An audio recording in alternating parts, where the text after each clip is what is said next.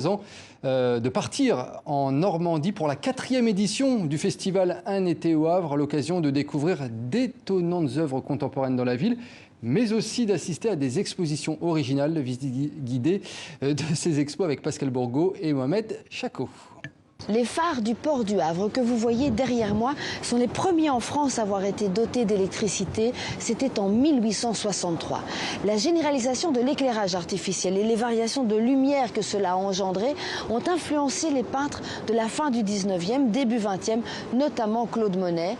Cette influence nous est racontée dans une magnifique exposition ici au MUMA, le musée d'art moderne du Havre, et je vous y emmène.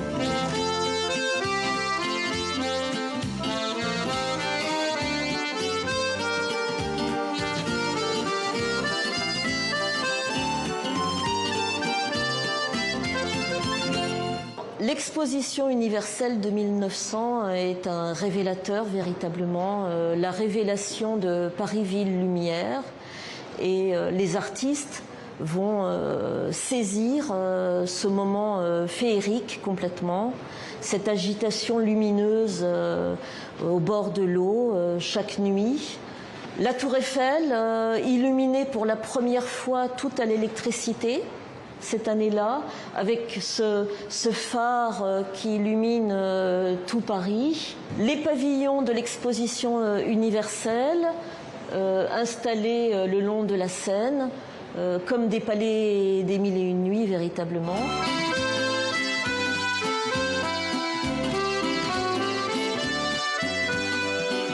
Une scène très très inspirée par Toulouse-Lautrec. Ces élégants qui sortent des voitures et se pressent à l'entrée du Moulin Rouge, avec cette lumière électrique. Cette exposition révèle à quel point la nuit, grâce à la lumière artificielle, est devenue une sorte de nouvel espace de vie, véritablement, que les Parisiens notamment et les artistes qui partagent cette vie montmartroise vont s'approprier.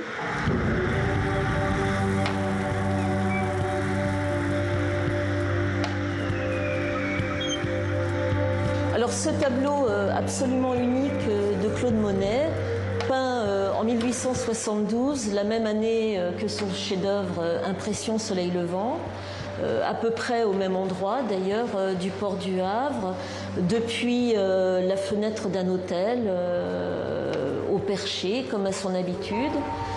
Et cette vue du port dans les pas de l'ami Whistler qui l'avait totalement fasciné à Londres, toutes ces lumières des installations portuaires, les fanaux des bateaux.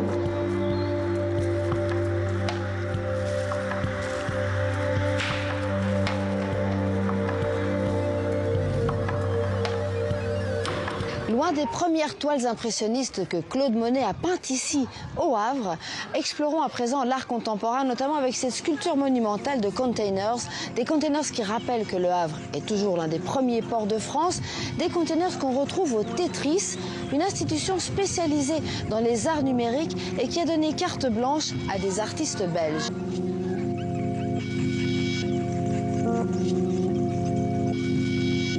On a laissé carte blanche à un artiste belge qui s'appelle Laurens Malstaff, qui est un artiste qui travaille les arts numériques depuis des dizaines d'années. À l'origine, c'est un artiste scénographe qui travaille beaucoup pour le spectacle vivant. Et pour le Tetris, il a vraiment imaginé des œuvres pour occuper l'espace et pour proposer tout un parcours artistique avec 5 œuvres.